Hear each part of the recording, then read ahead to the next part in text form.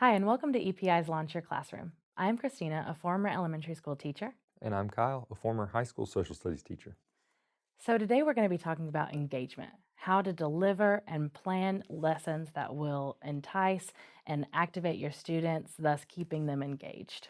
We're going to be talking about how to deliver effective techniques for engagement, and let's check in on how Kyle would do that. Hello, class. Today we're going to be discussing Stoicism. Stoicism is an ancient philosophy that originated in the city-state of Athens in 301 BCE. The philosopher who taught Stoicism was Zeno. Zeno was from the island of Cyprus. He was a wealthy merchant who had shipping lanes that went all the way to Phoenicia. Kristina, are you paying attention? Yeah. Can you tell me when Stoicism was founded? I don't think so. You gotta pay attention. This is important. Okay. All right. Okay. Obviously, that wasn't me really delivering an engaging lesson there. So, Kristina, can you break that down a little bit for us? Okay. So, although that content can be interesting, was it engaging? Did he hook us at all? Was I actively involved in that lesson? Did he ask me any questions at first, or think about how maybe Stoicism would link to me? No, absolutely not. Yeah. It was a terrible delivery option, just Yeah. straight, dry, monotone, fact Okay, after right. fact. So if a student doesn't think that a lesson will apply to them, then they're going to check out. So in this society, we have fast-paced stimulation. You have social media apps, you have video games, and a lot of them are able to connect with any friend that they would like to, on a simple device at any time. Which means you need to be able to, cut through all of that social media and really engage them in what they're going to be learning about in your classroom at that time. So think about disengagement as a virus as well. So if one Absolutely. student is disengaged, then eventually it's going to spread. Okay, and it's going to spread like a common cold right around all of the rest of your classroom, and soon you'll notice that all your other students are starting to become disengaged. Maybe they're speaking to each other and not listening to the lesson, things like that. So, is there a way, Kyle, that you think that you might be able to deliver that better? Absolutely. Yeah. I need to try again. Let me see if I can do better Let's this try time. that. Let's try that. All right. All right. So, class, something you might say, address them personally, right? Can you think of a time when something bad happened to you, right? How did that make you feel? How did you react? Ultimately, what was the outcome of that situation? Okay. Now, during this time, you want to give your students a few minutes to write this down, okay, on a piece of paper. Nothing that you need to collect, but just to get their own thoughts out on paper so they're ready to discuss it. So, Kristina is going to do me a favor and act like she's one of my students in this process coming up. So she's writing down this time a bad thing happened to her. Okay, so you give them a couple minutes, and then you ask for volunteers. Would anyone like to volunteer to tell me? Yes, thank you, Kristina. So my brother took my candy. Okay, what happened when he took your candy? Well, I wanted my candy back, so I pushed him. Oh my goodness. So you pushed him. Yeah, What happened? What was the I result was of that? upset. Oh, well, I got in trouble. Yeah. Yeah. What happened as a result of this trouble? Well, I got in trouble, and then I got the candy taken away anyway, and I got grounded. Ooh, so two bad things happened Yeah. there after. Yeah. So one, remind me to never steal your candy Yeah. Yeah. because I don't want to be pushed. But what do you think would have happened if after he took your candy, you had been able to remain calm? Well, I think that I wouldn't have gotten in trouble, and I think maybe I would have gotten to keep my candy. Yeah, maybe you could have gone and told your mom or something Yeah, like that, and she probably. would have been able to handle the issue. Do you think you would have gotten grounded if you would have stayed calm? Probably not. Yeah, so No. maybe you could have avoided some bad things, Yeah. some bad, Yeah. disciplinary actions, even Right. if you would have remained calm. Yeah. So today we're going to talk about Stoicism, right? You want to write this on the board? Stoicism is exactly that, being able to accept when bad things happen to you, not letting your emotions control you, remaining calm, and philosophers who believe in Stoicism say that you have a better outcome when you're able to do this. So, Stoicism, although it was invented a long time ago, is still used by people today. One of the major people who ascribes to this philosophy is Bill Gates, the second richest man in the world. So it Wow. can be a very effective Oh, philosophy to okay. have. All right, Yeah. so that was a different way to start the lesson out, to introduce it, to deliver it. Kristina, you want to break that one down for us? Yeah, so in the example, I was a student, and did he involve me? Kyle did. He involved me as a student. I feel like he then acknowledged the students in his class, asked them a question, connected it to their real life. And then after that, not only connected it kind of in a hypothetical situation, so you are able to build those in your classroom, but also then connected it to another real world, and something that might, celebrities and anybody that they might be able to know or connect with or hear about in other parts of life. It's good to bring those people in, especially if they might be people that they enjoy, or appropriate music artists, or things like that. So especially characters from books and things, because those are definitely appropriate to talk about and be able to use. Pop So culture, pop culture, movies, things like that. Yeah, and then also with that active participation, giving those real world examples. That's how you really keep your students engaged, and make them involved. yeah. Make it connect to them. Yeah, good. So, I was thinking a lot about engagement as we were designing this, and I thought about when I was in school, Yeah. not as a teacher, but as a student. And I remember very vividly that most of my classes were direct instruction. Absolutely, mine too. Yeah, Yeah. so it was completely lecture based. It was just the teacher standing up in front, being what they call the sage on the speaking. stage, and just delivering Yeah. information after information after They are information. experts after all, right? Right. Yeah. And you may have like You 10 know a minutes to lot. work on a worksheet or something like that. But overall, it was just that Yeah. delivery method of instruction. And I know for me as a student, after about 20 minutes of that, even if it was my favorite class, after about 20 minutes of that, I would start to check out. And even if I wouldn't go to sleep or be misbehaving, my Yes. mind wasn't focused anymore. Drifting, Yeah, I was not paying lunch. attention. Exactly. Yeah. And so, we've learned through science over the time that that's just how people are. Yeah. They can only remain focused a certain amount of time if they don't have involvement. So what most research papers say is that the average person can pay attention about 10, 15 minutes, especially when you're dealing with students around that age range. Absolutely. As they get younger, that time decreases. So kind of a good rule for you to follow is a minute per year of age, right? So if you're teaching 10-year-olds, you don't want to give direct instruction over 10 minutes long, right? Because you're going to start losing them at that point. So you have to involve them in after that 10 minutes. You need to give them something to do with what you just gave them. It could be as simple as a turn and talk. So it doesn't always have to be, taking a whole lot of time away from the instructional time. Just giving them a chance to, connect with the information, with each other. Right. Just that little break to give them time to process it digest it. before giving them, something new. Give them that reinforcement area. Exactly. So sometimes you'll have a lot of content that you need to give out in a day. It's going to happen. And sometimes you may need to revisit that direct instruction. And that's perfectly fine. Chunk that information.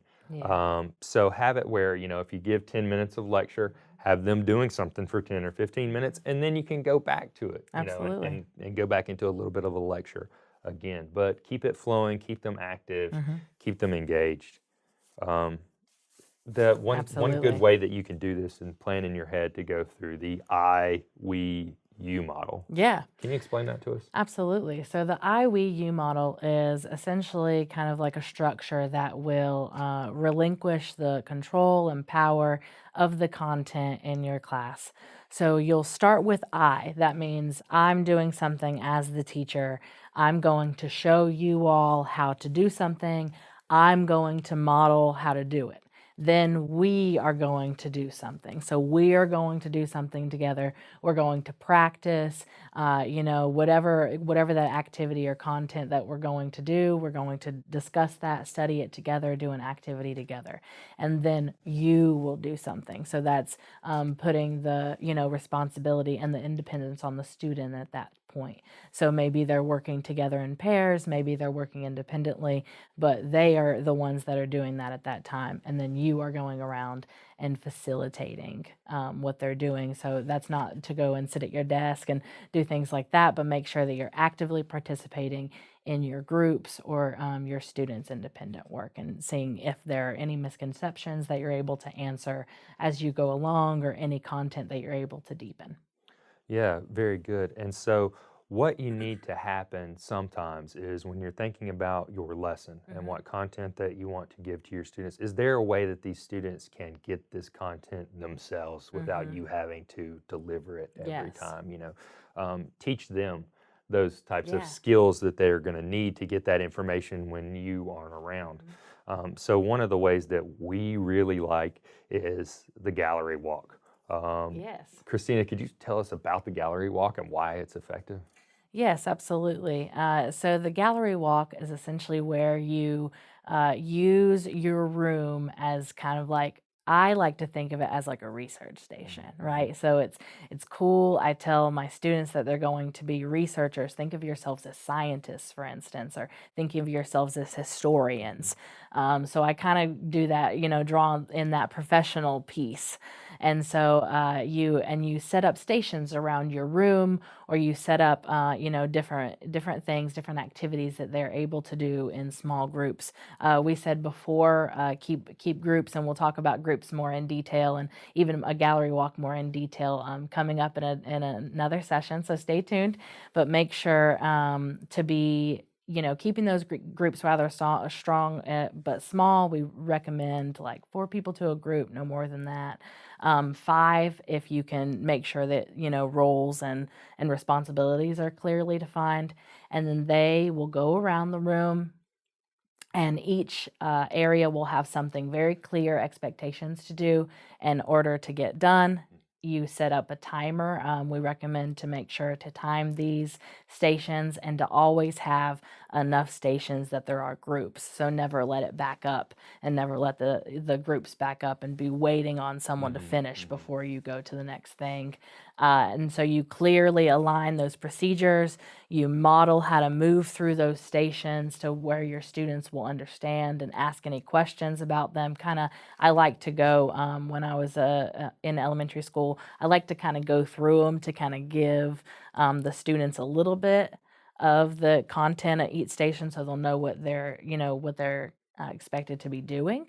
But sometimes it's almost fun to not have any kind of all group activity, so where when they go over there, it's almost the excitement of getting to know what that station is about. So it really depends on the content at that time. Yeah, absolutely. And so, to kind of set this up for your Yeah. room, in addition to modeling, you may want to also add in music.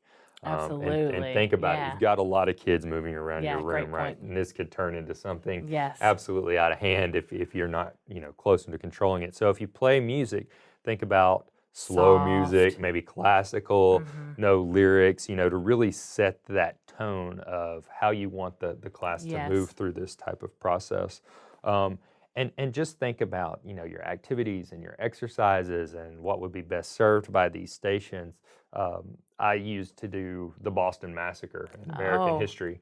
And so when you went to one station, you would read an eyewitness account of what happened. Yeah. When you went to another station, you could Primary see, sources. right, what was said at the Great. trial.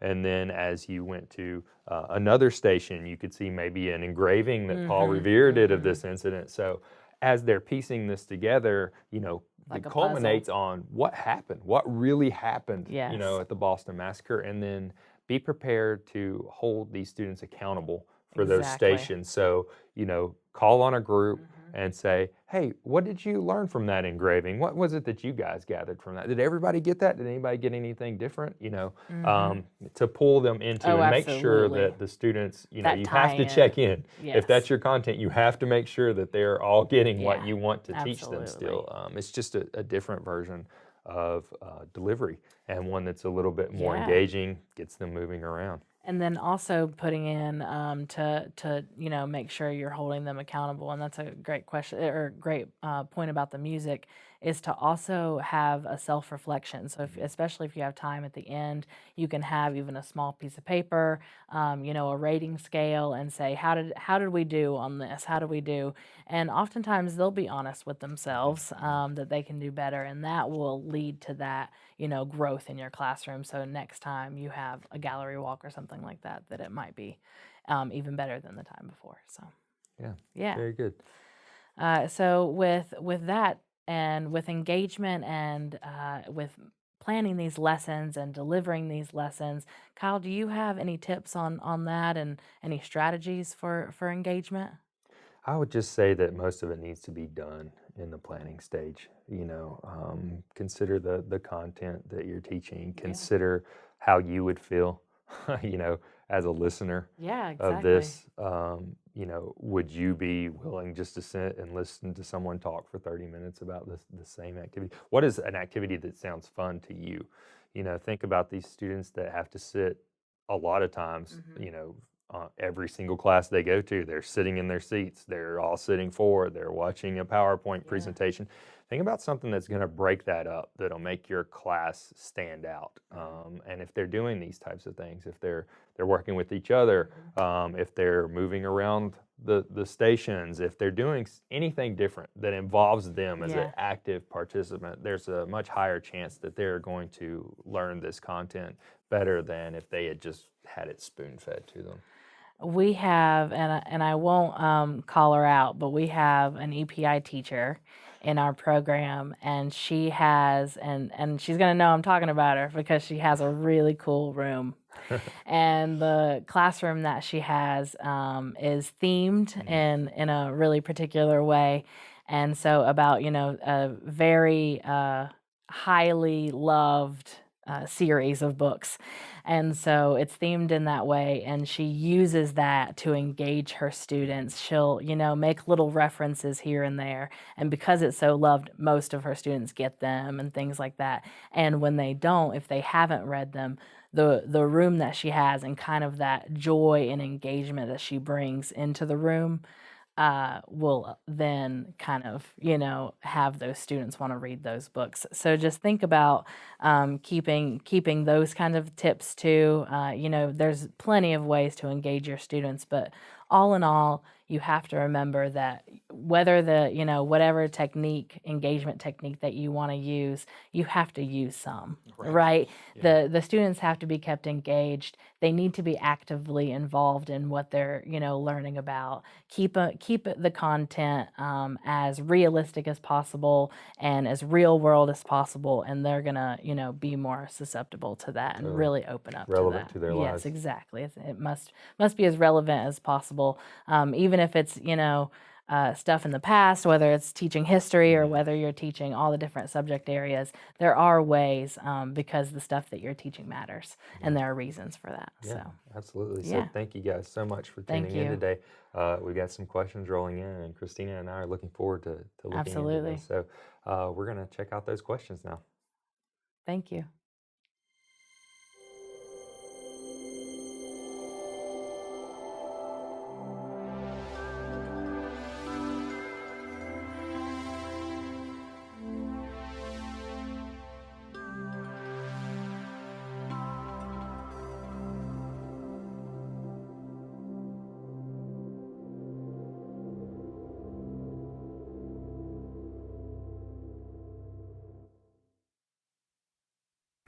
Hello again, everyone. Thanks for watching and for the great question we've been getting in the chat, our social media channels, and email.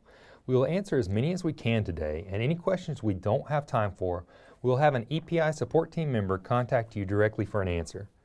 Joining me today for the Q&A is Ryan Hennessy, a former educator and EPI's Director of Program Services.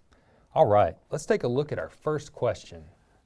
Hey, thanks, Kyle. Great to be here today. So the first question is from Ramon. And his question is, how do you walk the line between an exciting lesson and a lesson that can easily become too exciting or no longer productive? I love this question because this is very, very common in classrooms, especially when you are just getting used to using engaging strategies. So Ramon and everyone else, I would just suggest that you think about the difference between excitement and engaging. And so when you're doing your planning and you're working on those ways to get students interested, remember, engaging in this case means getting their brains active and getting them to want to know more. So focus on that and you'll get there. Thanks, Ramon. All right, so the next question comes from Etta. Kyle, do you have any strategies for that? Yeah, so Eda's asking what are some of our favorite ways to begin a lesson. And so Eda, thank you so much for that question. So any way that you can start engaging students early, so talking about their interests, if you know what those already are. If not, you can pose a question to them. What I like to do was a four-corner strategy. So I would come out and say I was teaching Hammurabi's Code, for example, and I would say, laws affect my life. And then up around your room, you would have different posters that said agree, disagree, strongly disagree, and what the students would do would be move in the classroom to those locations depending on what their opinion was. So anytime you can involve the students, start these active learning strategies early, it's going to elicit that type of engagement that you want early on. So thank you so much for that question.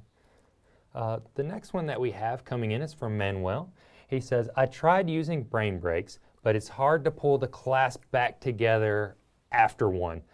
Ryan, have you got any suggestions for that? Absolutely. Manuel, thanks for the question. I think this has happened to all of us probably, and we could probably do a whole session on just pulling the class back to attention before moving on. So my suggestion here is really, this sounds like an opportunity to build a repeatable, useful routine. So when you're doing your brain break and you need to get them back focused, I would try a hand signal, and depending on what age of student you teach, the hand signal may change. It could be a single thumb in the air, and you hold until every student in your room puts their thumb up and quiets down. And when you have their attention, you've got them back together. The main thing here is, if you decide to work on a hand signal strategy, Manuel, whatever you choose, you got to stick with it. Use that same signal all the way through. So I hope that's helpful. Thanks. Right, Klaus says, I know I probably lecture too much, but there's so much content I need to deliver. How can I cover everything I need without giving them the information? So Kyle, what do you think? Yeah, thank you, Klaus. You know, it's great that you're recognizing that you do lecture too much and you're looking for ideas to change that. So let's dispel a myth that the only way that students are going to get content knowledge is from you directly telling them, right? It's not a bad way, you know, direct instruction in and of itself is not a bad thing, but what we found is students usually remember things more when they discover it themselves or they can engage with it in an interactive way. So what you need to start working on is these types of engagement strategies, these active learning strategies that we've been discussing. Have the students discover the information on their own. Like we discussed the gallery walk earlier in the episode, and we talked about how students, when they move to this station, they're able to see the content there, and then they're able to incorporate it into the activity that they're doing, and be a worksheet that they're having when they're following it around. So you can have students get information without direct instruction, right? So that's the bottom line there. If you need help with that, just let us know, Klaus. Thank you. All right, the next question coming in is from Lee. When I allow students to talk about themselves, I have so many volunteers. that if I call on all of them, it would take way too much class time. How can I manage this without hurting their feelings? I love this question. This kind of reminds me, it must be an elementary school teacher, maybe not, but reminds me a lot of my experience. So Lee, this is great. I think one thing here that you should take as a positive is that your students want to share with you, they want to tell you about their lives. Trust me, that means you are making that connection, you're building that rapport. But if I understand correctly, you want the engagement, you just need to be able to do it quickly and move into your next activity and manage the amount of engagement, kind of. So in this situation, I would really suggest that you pick up a simple strategy that would randomize who you call on. And what that's going to do is take out the personal nature, and you don't have to worry about hurting their feelings. One really easy way to do this, and a way for you to make sure you get every child throughout the day, is get yourself a large cup or some kind of a receptacle, little Tupperware, get some wooden clothespins, and write one per child, put their name right on that clothespin with a Sharpie. And then when you ask that question, pull out a random clothespin, let the child answer you, and then clip that pin right on the side of the Tupperware so you know who you've called. And again, completely random. It makes it a lot easier, a lot quicker for you. So I hope that helps. Thanks. All right, we have a question from Tabby. So Tabby says, being from a different country, I am not as familiar with some of the students' cultural interests. How can I work around this? This is great, Tabby, and what an excellent opportunity you'll have to build rapport. As you start to ask the students about their interests, and if you don't know what it is, record those and look it up later. So one, that'll help you find out about their culture and what they're talking about. But another thing is you can start telling them about your own culture that they might not be familiar with, right? To start building this rapport by saying, hey, you know, in my country, we have this. It sounds very similar to what you're talking about. So you're really getting into that cultural exchange that EPI absolutely loves. And you're getting this opportunity to pick up on some of these cultural interests. So it's just a process, you know, something that you will work through in time. And then once you do start learning what they're interested in, at that point you can start incorporating them into your lesson. So thank you so much, Tabby, for that question.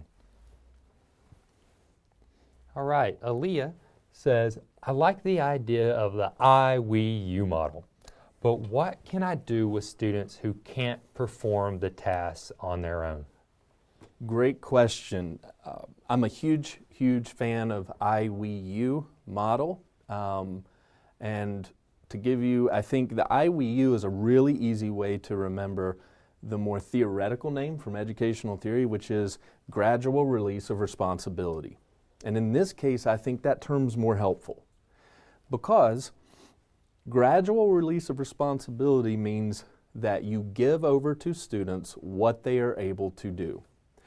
And so, Aaliyah, this question actually is going to introduce the idea of maybe some differentiation.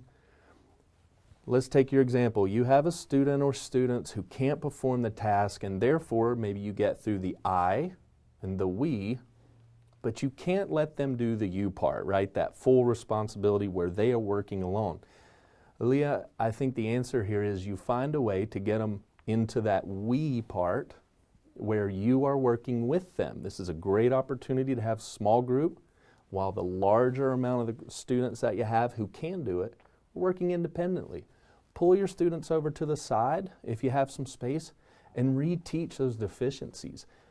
They can't take more responsibility for it. They're not ready for that level of the release. Thanks, Aaliyah.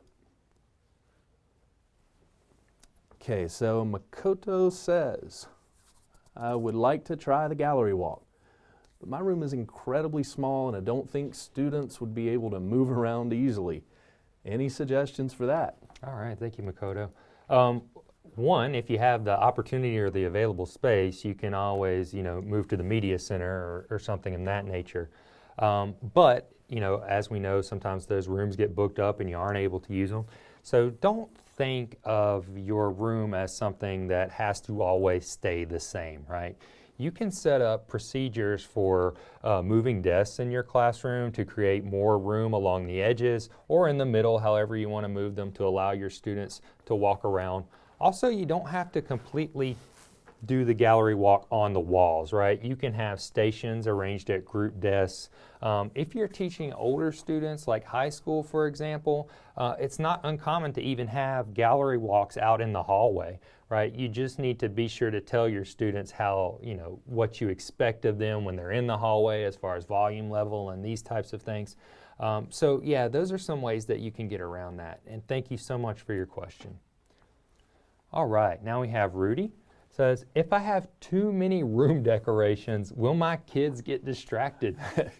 Rudy, great question, first of all. In my experience in the classroom, you never know what a kid can get distracted by. But in regards to this question in particular, there's really going to depend a whole lot on what the decorations are. A lot of times, if the decorations are extraneous, or for just looking, what you'll want to do is think about, is this really necessary for their learning growth? The other thing you can do is think about, do I have it in a place where it makes sense and is useful? All right, so by that, what I mean is, if you have rules or procedures or content information, word walls, tiered vocabulary, that needs to be at about the child's eye level, and it needs to engage them. It needs to reinforce your rules. It needs to be, in other words, just useful in what you're doing. If it's not, just why have it up? For some more information, I do encourage you to look into a book called Yardsticks. It'll tell you kind of what children at different ages will attune to as far as that kind of stuff on your walls. Thanks, Rudy. All right. Warren's question, in the process of engaging the students, how far could a teacher go in terms of tackling political and religious issues, which are truly interesting, just as they are polarizing? Warren, there's a lot that you need to think about as you're going into this. One, how related is it to your content? When you're dealing with some of these heated issues, it's possible, maybe even likely, that you'll receive some parental complaints, especially if you seem biased in any way towards one side or the other, or one religion toward the other. So you need to be able to back it up with reasoning and rationale. As part of teaching social studies, I also taught civics, economics, AP government. And in that, it was very much a part of the curriculum. So it was subjects that we had to talk about. And obviously, like you said, these are very engaging subjects. But if you end up teaching something else, like maybe math or something to that nature, I think it'd be best policy to refrain from these type of topics, because it's hard to see the content connection there. So even though it may be engaging, you have to also think about practicality.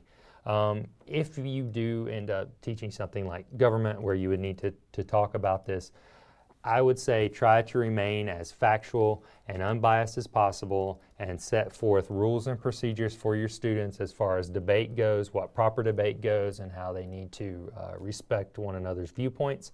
And if a conversation along those lines ever got very heated, then it's up to you as a teacher to cut it off, and then later have a discussion with those students again about the proper way to discuss these types of sensitive topics. So thank you very much.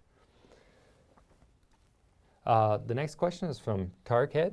It says, I think science teachers have an engagement problem specifically in activities and experiments. Am I correct? So I think what the question here is that science teachers don't seem to have as many engagement problems because they have experiments.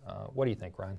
Yeah, I think there's some truth to this, but I do want to just elaborate a little bit. So as he says here, I don't think they have engagement problems. I would just say they don't have maybe as many. And one thing that I've found in my own experience is students often come to us with a more kind of innate interest in doing science, even if they're not exactly sure. They want to get in those labs. They're excited. And as you've pointed out in the question, that is the point of hooking them with an engaging lesson.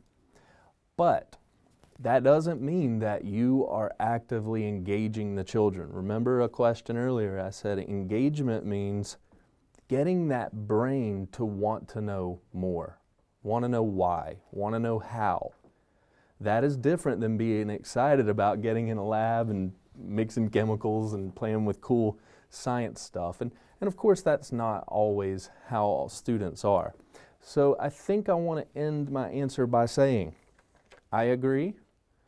But let's change it to, I think science teachers have a lot of opportunity for engagement in their content. So, great question. Right, this question comes from Myron. It says, how do I really engage a student who repeatedly tells me he hates school and spends his time playing games on his laptop? Kyle? First thing I would suggest that you do is find out what games he's playing, and then use that to talk to him about. Say, as you approach that student, ask him, what kind of game is it that you like playing? What is it about the game that you like? How do the controls work? If he's going to start playing on these games anyway, take some time with him, discuss it, let him know that you're interested in that, and then redirect him back to your activity or whatever you're doing in the classroom at the time. But this starts a conversation for you with the student about their interests, and then you can use that to either talk about video games again later, try to find out any other interest because you've started in an engaged dialogue with them, and then you can start building that rapport.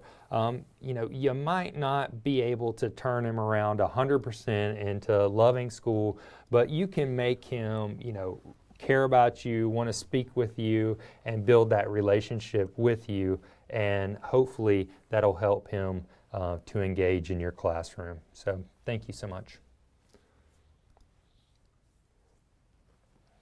Next question is from Alicia. She says, my children love to come and hug me, but I'm a bit uncomfortable about this. How can I stop it? Oh, what a big question. It's such a hard thing, Alicia, because I know with the heart of a teacher, how can you, in a compassionate way, turn them away? But I think we have to think about it from a couple of standpoints and just for our own sake, right? Number one, remember that distance between a teacher and a student can be really useful. And I don't mean physical distance. I mean just, you can hold really high expectations of them, and that allows you to administer some consequences when they don't have that line about friendship, or sometimes with younger children, it's almost like they want you to take on the role of a parent. And you have a caring heart maybe, and it's hard. I know it is.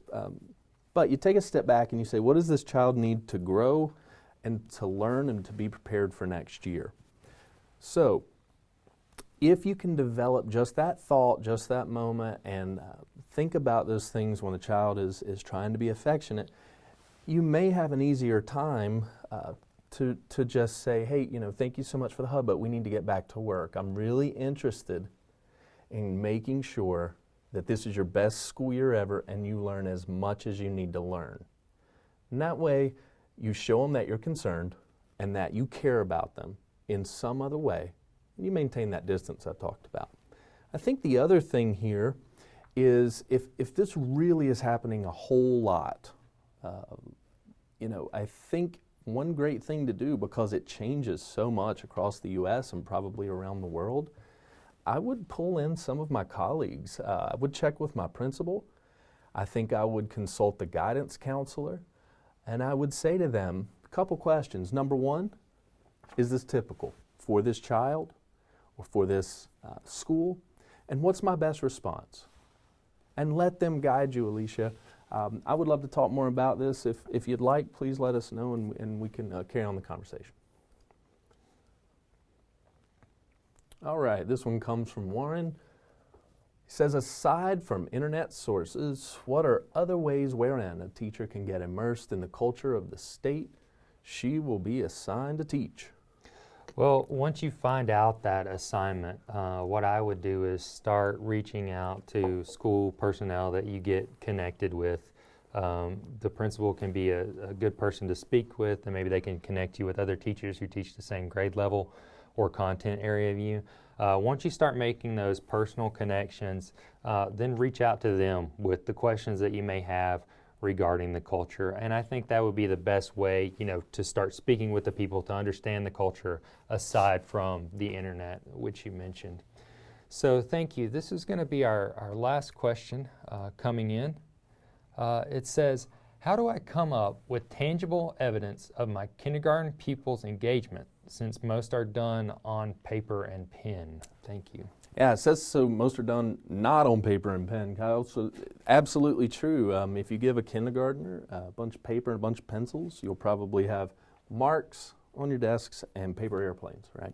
So you need to find a different way to be able to tell whether or not you have your students in that spot I mentioned, which is their brain really hungry to learn more. So think about it. As a teacher, an assessment here is needed. How do we assess whether someone is truly engaged, truly listening, no matter the age? Well, there's some standard things. They're looking at you. If you walk back and forth, they're tracking you with their eyes. They may or may not react. If you're telling a story and there's a funny part, right, and they laugh, this is absolutely an observable assessment. Look around your room.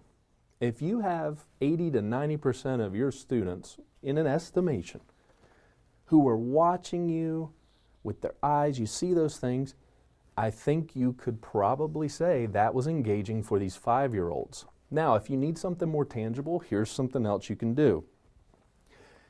You can put a small notebook, even just a piece of paper, very small, and set some little table caddies in the middle and put some crayons in there.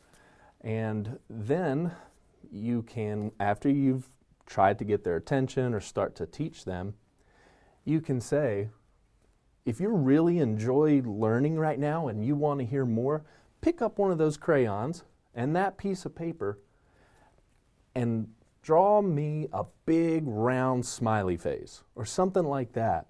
And what's going to happen is they're going to take a couple minutes and draw, and you say, all right, hold them up high, try to touch the ceiling with them. And when you see a lot of smiley faces over those heads, you've got them, you've done it. So great question. All right, everyone, that's all the questions we have time for today. If we didn't get to your question live on the air, we'll have an EPI support team member reach out to you to answer it. Please join us back here next week, October 5th at 4 p.m. Eastern for the next episode of Launch Your Classroom. We will be discussing how to group students for collaborative learning. To get the most out of next week's episode, read Chapter 10 in your Launch Your Classroom handbook. If you don't already have a copy of Launch Your Classroom, follow the link in the description below to purchase Volume 1, Building a Foundation for Learning. Remember to stay up to date on all the free professional development opportunities that EPI offers. Please subscribe to our YouTube channel and click the bell icon to receive notifications when we're live. We'll see you next time.